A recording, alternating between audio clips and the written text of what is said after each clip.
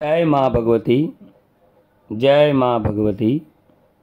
सप्तशती पाठ के सप्ततीसरे पाठ में आज छठे दिवस का पाठ एकादश अध्याय। देवताओं द्वारा देवी की स्तुति तथा देवी द्वारा देवताओं को वरदान। मैं भुवनेश्वरी देवी का ध्यान करता हूँ। उनके श्री अंगों की आभा प्रभात काल के सूर्य के समान है और मस्तक पर चंद्रमा का मुकुट है।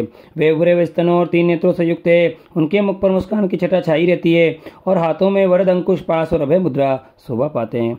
ऋषि कहते हैं, देवी के द्वारा वहाँ महादैत्यपति शुंभ के मारे जाने पर इंद्र आदि देवता अग्नि को आगे करके उन कात्यायनी देवी की स्तुति करने लगे। उस समय अभिष्ट की प्राप्ति होने से उनके मुख कमल दमक उठे थे और उनके प्रकाश से दिशाएं भी जगमगा उठी थी। देवता बोले, शरणागत की पीड़ा दूर करने वाली देवी, हम पर प्रसन्न हो। संपूर्ण जगत की माता प्रसन्न हो। विश्वेश्वरी, विश्व की रक्षा करो। देवी, तुम ही चराचर जगत की अधीश्वरी हो। तुम इस जगत का एकमात्र आधार हो, क्योंकि पृथ्वी रूप में तुम्हारी ही स्थिति है। देवी, तुम्हारा पराक्रम अलंघनीय है। तुम ही जल रूप में स्थित होकर संपूर्ण जगत को तृप्त करती हो। तुम अनंत बल संपन्न वैष्णवी शक्ति हो। इस विश्व की कारण भूता परा माया हो। देवी, तुमने इस समस्त जगत को मोहित कर रखा है। तुम्हें प्रसन्न होने पर इस पृथ्वी पर मोक्ष की प्राप्ति कराती हो। देवी, संपूर्ण विद्याएं तुम्हारे ही भिन्न भिन्न स्वरूप हैं।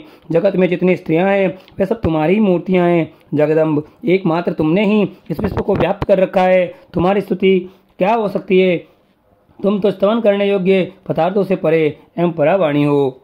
जब तुम सर्वस्वरूपा देवी स्वर्ग हो तथा मोक्ष प्रदान करने वाली हो, तब इसी रूप में तुम्हारी स्तुति हो गई। तुम्हारी स्तुति के लिए इससे अच्छी उक्तियाँ और क्या हो सकती है? बुद्धि रूप से सब लोगों के हृदय में विराजमान रहने वाली तथा स्वर्ग एवं मोक्ष प्रदान करने वाली नारायणी देवी, तुम्हें नमस्कार है। कला, काष्ठा आदि के रूप में क्रमशः परिणाम की अवस्था की ओर ले जाने वाली तथा विश्व का उपसंहार करने में समर्थ नारायणी, तुम्हें नमस्कार है। नारायणी, तुम सब प्रकार का मंगल प्रदान करने वाली मंगलमयी हो। कल्याणदायिनी शिवा हो। सब पुरुषार्थों को सिद्ध करने वाली शरणागत वत्सला, 3 नेत्रों वाली एवं गौरी हो, तुम्हें नमस्कार है। अब तुम सृष्टि पालन और संहार की शक्तिभूता सनातनी देवी, गुणों का आधार तथा सर्वगुणमयी हो। नारायणी, तुम्हें नमस्कार है। शरण में आए हुए दीनों पीड़ितों की रक्षा में संलग्न रहने वाली, सबकी पीड़ा दूर करने वाली नारायणी देवी, तुम्हें नमस्कार है। नारायणी, तुम ब्रह्माणी का रूप धारण करके हाथों से जुते हुए विमान पर बैठती हो तथा कुश में से जल छिड़कती रहती हो, तुम्हें नमस्कार है।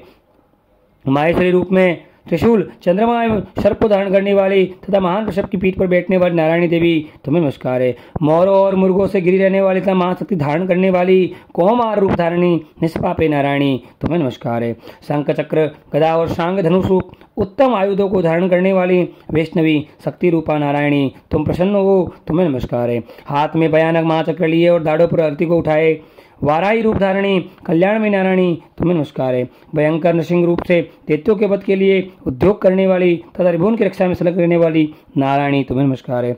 मस्तक पर किरीट और हाथ में महाव्रत धारण करने वाली, सहस्त्र नेत्रों के कारण उद्दीप्त दिखाई देने वाली और वृत्तासुर के प्राणों का हरण करने वाली, प्राणों का अपहरण करने वाली इंद्र शक्ति रूपा नारायणी देवी, तुम्हें नमस्कार है। शिवदूती रूप में व्यक्तियों की मैती सेना का संहार करने वाली, भयंकर रूप धारण तथा विकट गर्जना करने वाली नारायणी, तुम्हें नमस्कार है।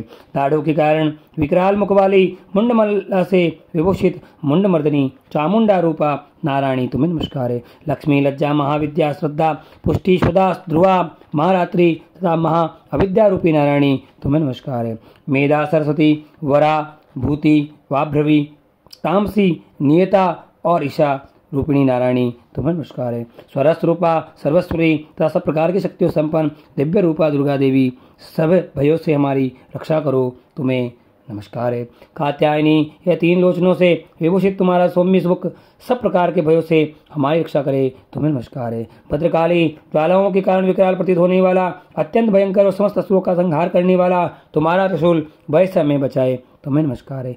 देवी, जो अपनी ध्वनि से संपूर्ण जगत को व्याप्त करके दैत्यों के तेज नष्ट किए देता है, वह तुम्हारा घंटा हम लोगों को पापों से उसी प्रकार रक्षा करे जैसे माता अपने पुत्रों की बुरे कर्मों से रक्षा करती है। चंडिके, तुम्हारे हाथों में सुशोभित खड्ग जो असुरों के रक्त और चर्बी से चर्चित है, हमारा मंगल करे, हम तुम्हें नमस्कार करते हैं। देवी, तुम प्रसन्न होने पर सब रोगों को नष्ट कर देती हो और कुपित होने पर मनोवांछित सभी कामनाओं को नाश कर देती हो। जो लोग तुम्हारे शरण में जा चुके हैं उन पर विपत्ति तो आती ही नहीं है। तुम्हारे शरण में गए हुए मनुष्य दूसरों की शरण देने वाले हो जाते हैं। देवी अंबिके, तुमने अपने स्वरूप को अपने भागों में व्यक्त करके नाना प्रकार के रूपों से जो इस समय धर्मद्रोही महादित्यों का संहार किया है, वह सब दूसरी कौन कर सकती थी।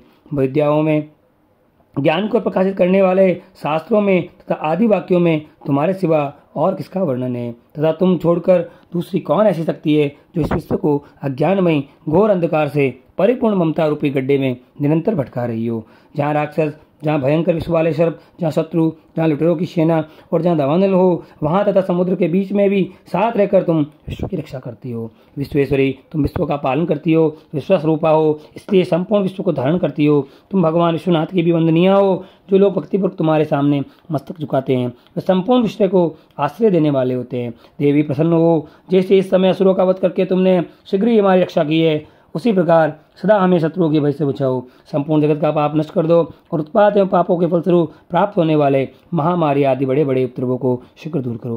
विश्व की पीड़ा दूर करने वाले देवी, हम तुम्हारे चरणों में पड़े हुए हैं, हम पर प्रसन्न हो। त्रिलोक निवासिनियों की पूजनीय परमेश्वरी, सब लोगों को वरदान दो। देवी बोली, देवताओं में वर देने को तैयार हूँ।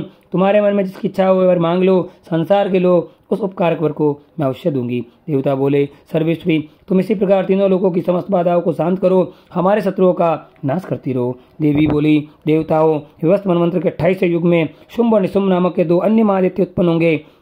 तब मैं नंद गोप के घर में उनकी पत्नी यशोदा के गर्भ से अवतीर्ण हो विंध्याचल में जाकर रहूंगी और उक्त दोनों असुरों का नाश करूंगी। फिर अत्यंत भयंकर रूप से पृथ्वी पर अवतार ले मैं विप्रजित नाम वाले दानवों का वध करूंगी। उन भयंकर महादित्यों का भक्षण करते समय मेरे दांत अनार के पुष्प की भांति लाल हो जाएंगे। तब स्वर्ग में देवता और मृत्यु लोक में मनुष्य सदा मेरी स्तुति करते हुए मुझे रक्तदंतिका कहेंगे। फिर जब पृथ्वी पर 100 वर्षों के लिए वर्षा रुक जाएगी और पानी का अभाव हो जाएगा, उस समय मुनियों के स्तवन करने पर मैं पृथ्वी पर अयोनिज का रूप में प्रकट होंगी और 100 नेत्रों से मुनियों को देखूंगी। अतः मनुष्य शताक्षी इस नाम से मेरा कीर्तन करेंगे। देवताओं, उस समय मैं अपनी शरीर से उत्पन्न हुए शाखों द्वारा समस्त संसार का भरण पोषण करूंगी। जब तक वर्षा नहीं होगी तब तक वे शाख ही सबके प्राणों की रक्षा करेंगे। ऐसा करने के कारण पृथ्वी पर शाकंभरी नाम से मेरी ख्याति होगी। उसी अवतार में मैं दुर्गम नामक महादित्य का वध भी करूंगी। इससे मेरा नाम दुर्गा देवी के रूप में प्रसिद्ध होगा। फिर मैं जब भीम रूप धारण करके मुनियों की रक्षा के लिए हिमालय पर रहने वाले राक्षसों का भक्षण करूंगी, उस समय सब मुनि भक्ति से नतमस्तक होकर मेरी स्तुति करेंगे। तब मेरा नाम भीमा देवी के रूप में विख्यात होगा। जब अरुण नामादित्य तीनों लोगों में भारी उपद्रव मचाएगा, तब मैं तीनों लोगों का हित करने के लिए 6 पैर वाले असंख्य ब्रह्मों का रूप धारण करके उस महादित्य का वध करूंगी। उस समय सब लोग भ्रामरी के नाम से चारों ओर मेरी स्तुति करेंगे। इस प्रकार जब जब संसार में दानवी बाधा उपस्थित होगी, तब तब अवतार लेकर मैं शत्रुओं का संहार करूंगी। इसलिए मार्कंडेय पुराण ने सावर्ण की मनवंतर देवी महात्म्य देवी स्तुति नाम 11 पुष्प श्री जगदम्बार्पणमस्तु। जय माँ जगदम्बा, जय माँ भवानी।